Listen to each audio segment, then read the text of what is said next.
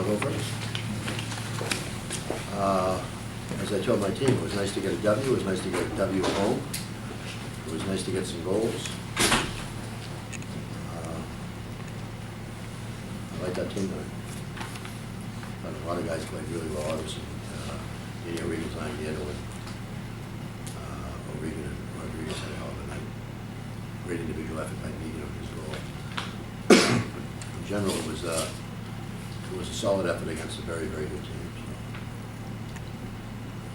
We both had, it was some advantages and disadvantages of what happened. They had to play Sunday, and then in an overtime game to prove. They only played one game this weekend. We had to play two, because I think that, so that was kind of a wash. I do think that we started out with a pretty good pace. I had never talked to my team. We haven't seen that hanging guy against Merrimack in a year and a half almost. So I forgot to even mention it to my team before the game.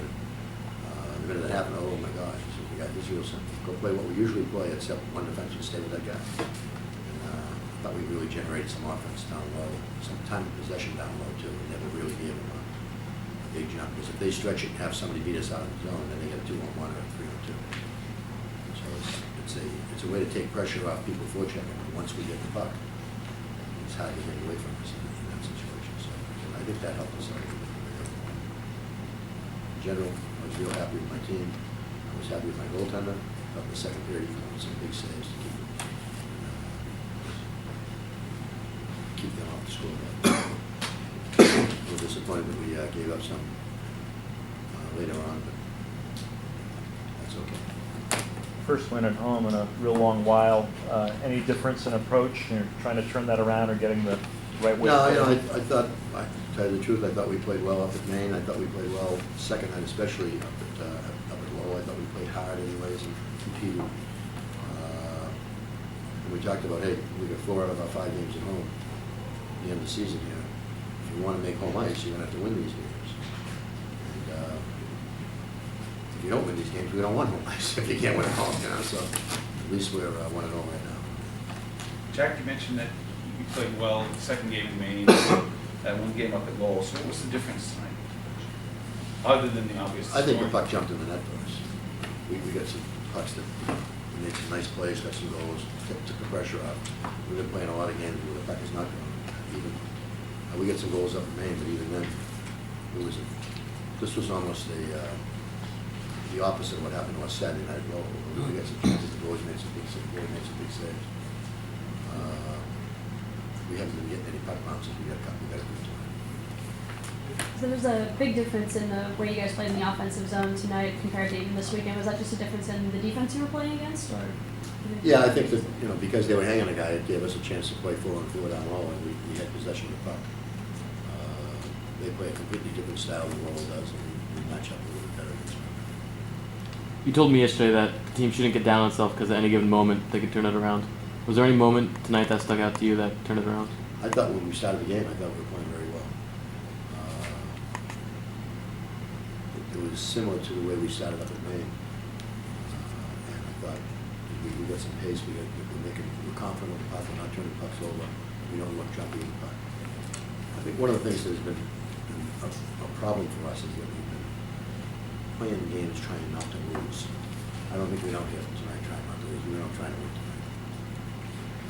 Obviously, second line got a whole bunch of goals, but it seemed like the third line was creating a lot of chances, something that hasn't really happened as much in the second half.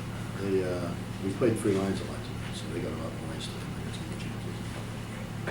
We played 1-2-3, 1-2-3, 1-2-3, 4, 1-2-3, 1-2-3, 1-2-3, 4. So we did a little bit more of that, just to get the Nietos and Rodriguez over ice time.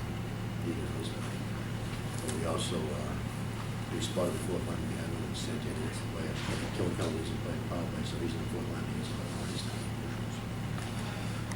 Worked out pretty well, but it kept everybody in the game.